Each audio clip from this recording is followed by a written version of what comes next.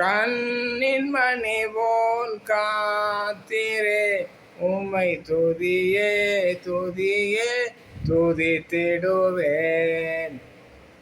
கண்ணின் மணி போல் காத்திரே உம்மை துதியே துதியே துதித்திடுவேன்.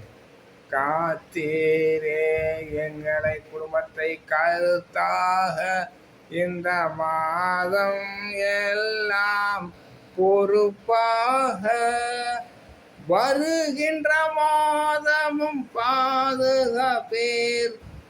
அதுவே எங்களது விசுவாசம்.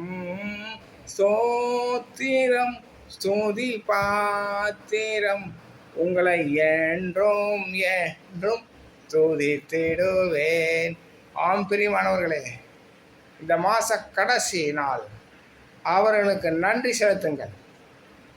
ஏசப்பாவுக்கு நன்றி செலுத்திட்டு படுங்க.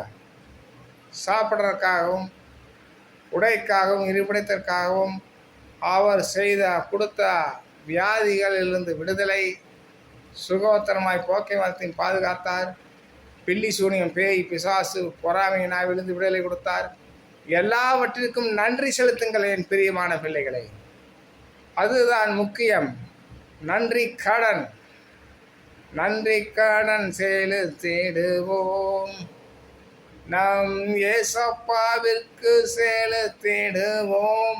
உலகத்தின் முடிவரைந்தும் சதா நாட்களில் உங்களுடன் கூட இருப்பேன் என்று சொல்லி நம்மளை பாதுகாத்தாரே ஷாகாபாலா காத்திரம்.